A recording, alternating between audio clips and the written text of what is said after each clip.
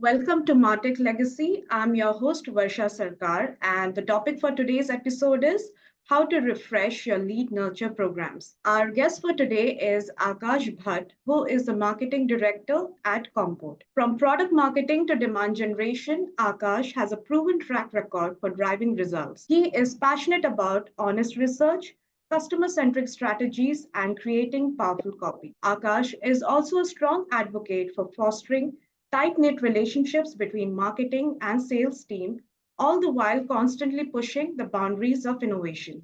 Welcome to our show, Akash. Thank you. Thank you so much, Lynn. Great to have you here. So, Akash, starting off, can you give us a primer on the lead nurturing and tell us more on why it's so important? So we all know what lead nurturing is.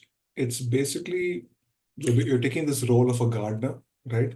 It's like planting the seeds carefully, watering your plants regularly, giving them all the right nutrients on time, Right. and making sure that they bear fruit, right? In our Mhm. case, that they become customers, right?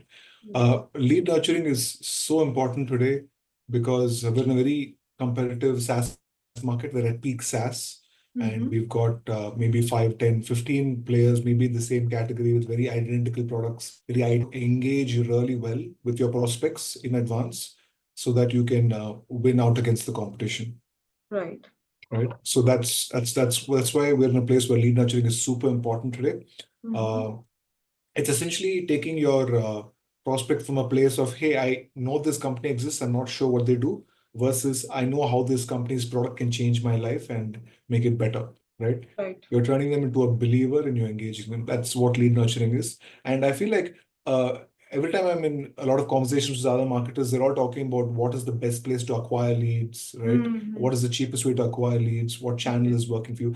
I rarely hear conversations about lead nurture, right? Mm-hmm. Nobody talks about it in depth. It's not as sexy, but it's very, very important. So we're going to talk about that in detail today. I'm going to sort of try to give you like a guide on how to do the whole thing. Right, right. Definitely, definitely. So can you tell me how can CEOs empower marketing teams to continuously innovate and improve their lead nurture programs? Yeah, so CEOs and marketing heads can do a couple of really important things. Mostly they're related to preparation, right? It's very important to make sure your team goes into building campaigns in a fully prepared state. Let me tell you what that looks like, right? In Mm-hmm. most companies, you will probably get one product demo, Mm-hmm. right? A Right, thorough product demo. Maybe you'll get some battle cards. You'll get to see some old sales enablement assets, and right. that's about it. You don't get to see anything else, which is really not enough. A CEO or a head of marketing has to make sure that the team is doing is a couple of mandatory steps. Step Mm-hmm. one is they have to make the marketer go through the entire workflow manually without the SaaS product, which their Mm-hmm. ICP is facing daily, right? Their Right. ideal buyer is doing this on a daily basis. So they have to go through that whole workflow manually. That's the first step. Mm-hmm. Second, they'll have to go through the whole workflow on the SaaS product, make a note of all the primary features, capabilities, all the aha moments, right? Right. Now they'll be able to clearly tell the difference about how life is in the manual world versus how it is in this nice product world.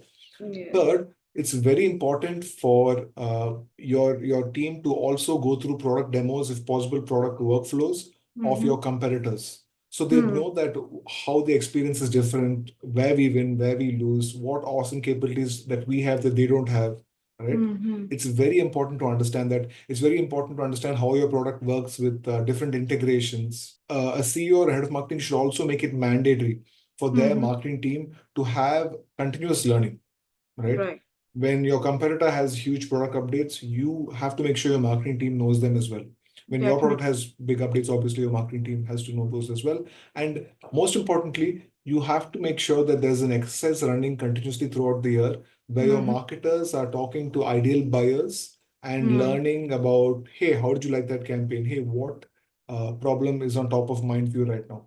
Right. Ideally, content teams do this, so they have to understand what kind of thought leadership pieces, what kind of resources work, and what topics don't work anymore, right? Right. Right. Now, all this is nice. We all know this. This is very common information. Mm-hmm. But how many heads of marketing make this a KPI? Very Mm. few, right? Yes. What usually ends up happening is we're all in like a hurry to execute campaigns and generate MQLs and generate deals as a Yes. marketing team. There's all this rush, and we Yes. forget to do a deep product or category education for Mm. our marketers in this process, right? Right. If you as a CEO or a head of marketing can, like make this mandatory, make sure that the depth is covered, you give them the time for this and make it important, Yes. you'll see a huge jump in the increase of your conversions, quality of campaigns, everything. You'll Right. suddenly become a huge believer of nurture if you give your team the time, space, and the objective to go ahead Mm. and get this proper deep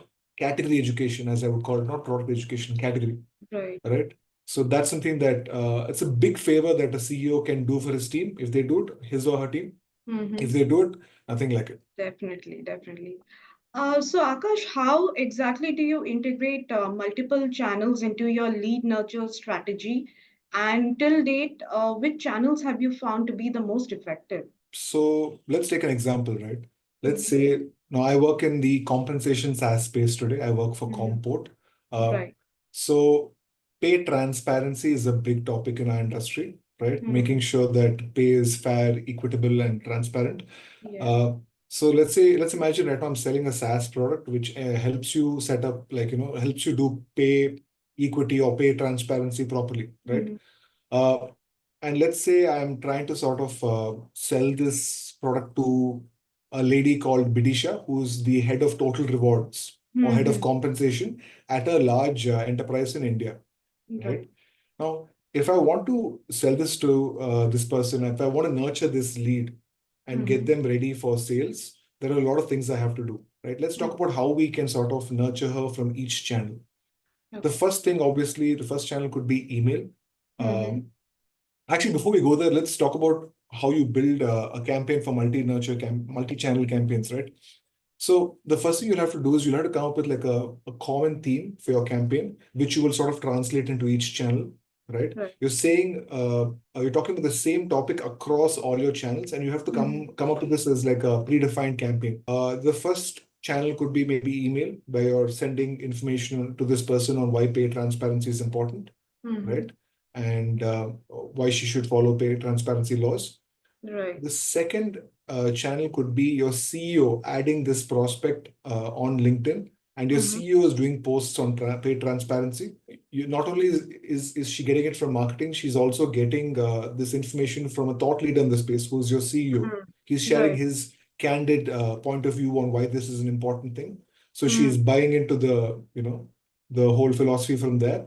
Then Yes. your third nurture channel could be an influencer that you're working with in your space, who has a Mm. big influence on Bidisha and all other leaders like Bidisha. What's happening there is she's hearing from a third party that, hey, pay transparency is important and why it's important. So she's getting an idea Mm. from there as well. Yes. And that person is also talking about his collaboration with your company. Mm-hmm. The fourth channel could be a really nice ebook that you've made, Mm. right? Or a video series which sort of coaches people on how they can go about and set up their own pay transparency process Mm-hmm. internally, right?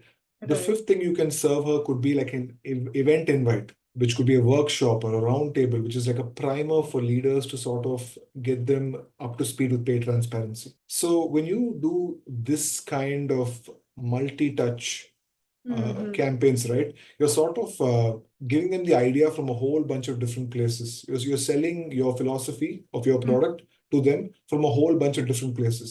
You can Right. even throw in like a customer case study, right? Of a Mm. company that's like maybe implemented pay transparency and what amazing benefits they're seeing after that, Right. Right. right? So when you build a common campaign, translate it across all these channels, and it sort of connects with the prospect from so many different directions. That's Mm-hmm. a multi-channel nurture campaign. Now Right. you have to plan for these every second month and Mm-hmm. have them executed so that this happens at a regular basis in a orchestrated fashion like this. Mm. So that's how I approach these multi-nurture campaigns. Just email is not enough. Just ads are not Mm-hmm. enough, right? Definitely. You have, in fact, if you can, I would say you should get some of your sales leaders, your SDRs, your customer success people, Mm-hmm. uh, all of them in on this action, because their networks and them being able to reach out to prospects and share their posts is also a Mm. huge impact that they can have. It is far more powerful than an ad. It doesn't Yes. feel like a like Yes. a what do you say, advertised message. It feels like Yes. something that you discovered in the wild in your Mhm. LinkedIn feed. Right. I guess organic content always performs better because people think it's genuine rather than something that's thrown in their faces, like Yeah, what also ads do. yeah.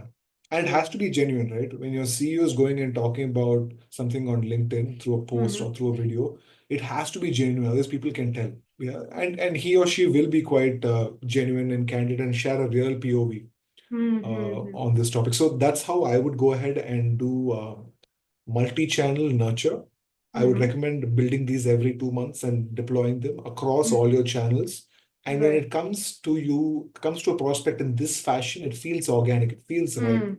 right? Right. Right. But yeah, it's really important to make sure that the message you're sending through these campaigns is really an authentic one Mm-hmm. that is not contrived. So, Akash, currently in Compport, what kind of nurture campaigns are you running currently in different parts of the funnel? At Comport or any other place, like what I would recommend people run is very simple. First, you need to have a new lead campaign.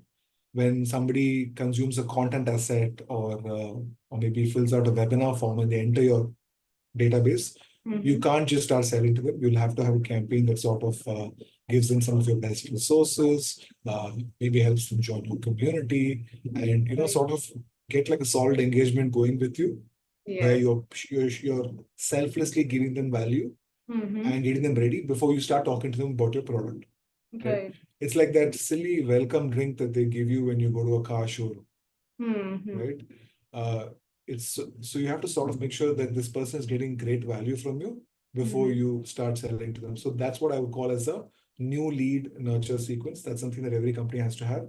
Mm-hmm. Once they pass through that, then you can go and put them into your regular nurture sequence. That's the second one, Mm-hmm. where your content team is actively every month creating content, which is sort Right. of about your new product updates, your new customer case studies, new thought leadership in your industry and space, right? The Mm-hmm. stuff that you're making every week. They suddenly get into that feed once they reach a certain engagement level according Mm-hmm. to your lead scoring. Then you Right. have to have one more campaign which sort of is for your old dormant leads, right? Mm-hmm. Uh, you might have some excellent accounts which are 2 years, 3 years old. They just didn't buy at that point because they were not ready as a company, right? Yeah. You have to have campaigns that go out once a year to each cohort to Mm-hmm. sort of reactivate those old leads and get them engaging again.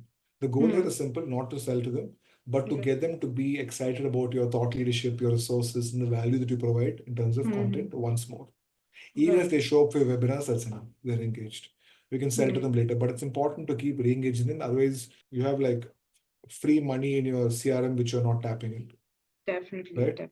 Yes. And if you manage to nail all this and you have you have some more time, one very important nurture sequence that's required is basically what I call as a final lap nurture sequence, Mm-hmm. where you're trying to you have something that's like an SQL that you've generated or all Mm-hmm. the SQLs in the company, and you sort of have to make sure that they close and become opportunities and then become customers, right? So you Mm-hmm. run a sequence for this segment in this funnel stage to sort Mm. of show them things like a deeper product capability reviews through videos, Mm. or maybe giving them an idea of how you're better than your competitors because they're definitely looking at your competitors at this point. Right. um, or maybe giving them hyper personalized case studies where you're giving them a Mm. case study of somebody who's just like them, a very similar role, very similar company, Right. maybe even a very similar industry. You're going really deep here with yourself, right? Mm-hmm. So you're not doing this too often, but you're doing it often enough to help sales sort of take these people through the finish line. So Definitely. that's the next kind of nurture sequence here. This is what I would do basically. Mm-hmm. New lead, dormant, everyday regular, and finally the final lap nurture sequence.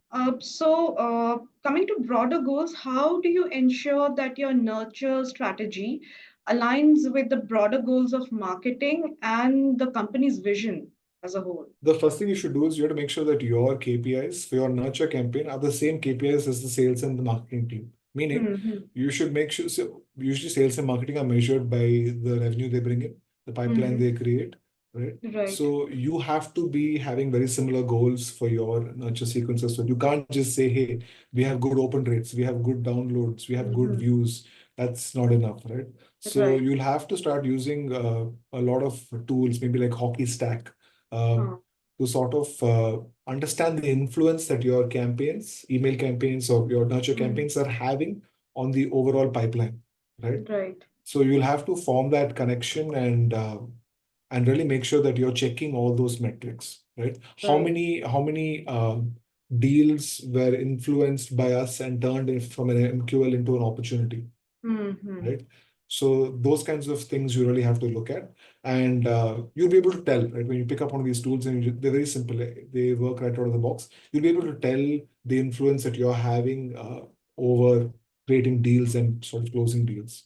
So you have to Mm-hmm. just keep looking at that. Just looking at being happy with your content or looking at opens and clicks is not enough. You'll have to see the Mm-hmm. influence that your nurture campaigns are having on deals. And for the other two campaigns, like I said, is very simple. Right. For dormant lead campaigns to make them active, that's very obvious what the KPI is, right? You have Mm-hmm. somebody who's not opening your emails and not reading, and suddenly they're opening and reading, consuming your content, and they are also checking out your website, right? Right. Right. So those are quite simple, but and maybe for a new the new lead sequence that I was mentioning over there, as long as they don't unsubscribe and they keep opening your mails, that itself is a huge win, right? Mm-hmm. But overall, when you build these campaigns, it's really important to answer that one question: Hey, how am I going to help create Mm-hmm. deals and revenue with these campaigns? If Right. you organize all your KPIs in that fashion, you're set. Coming to my last question, how exactly do you determine that it's time to refresh your lead nurture programs and what key indicators that you look out for? How I approach this is I usually have like a content calendar for the whole year, right? Mm-hmm. And we decide that, okay, in Q1, we're going to talk about this, Q2, we're going to talk about this. We decide all those topics well in advance. We have a topic for Right. every other month. So that way we've got something really high quality in the works all the time. That's Mm-hmm. something we do and we recommend that everybody does. Apart from that, what else is really important is to sort of go ahead and uh, make sure that you give different kinds of refresh times for each campaign, right? For Mm-hmm. example, if you look at the lead reactivation campaign that I told you about, making a Yes. dormant lead into an active one. Yes. For Yes. that one, I recommend doing it once or twice a year. You don't have to Mm-hmm. do it every quarter. Or maybe the new lead sequence that I told you about. For that Mm-hmm. one, again, once or twice a year, we'll do it. Just make sure that, just look at it every quarter and make sure that the themes are not obsolete. Make sure Mm-hmm. that you're still saying stuff that the market cares about. Yes. That's one piece. The second piece to decide when you should refresh your campaign is to actively check your open rates, your Mm-hmm. click-through rates, your impact on pipeline, Right. right? That is something you should actively be checking to make sure that, hey, all these numbers are healthy. They're around our baseline, maybe a little below, a little below above, but Mm-hmm. around our baseline of what we're used to or what we consider as somewhat successful.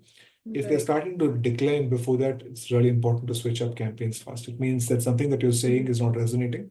Uh, and I think that we live in such a fast time that you can't wait. You can't wait for like 1 month to refresh a campaign when you start seeing declining metrics. You have to do it faster because uh, you want to keep people hooked to your content. You want to keep them sort of addicted and excited about it. And Mm-hmm. that sort of fades when you delay like for 1 or 2 months. So you have to make sure that it's working.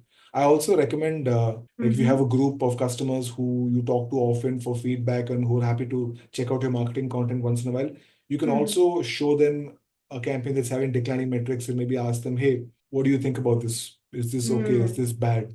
Right? Right. Is Right. this content good? Is something wrong? So if you have any friends in the industry who sort of Mm-hmm. resemble the buyer persona, it's good to Mm-hmm. sort of once in a while check with them on why maybe a campaign's not performing. Is this theme not relevant anymore? Do people not Mm-hmm. care about pay transparency anymore? Right. So that's something that you can do as well. Thank you, Akash, for this really wonderful and knowledgeable conversation. And with this, we conclude our today's episode. If you have liked it, then please do subscribe and like our channel. Until next time.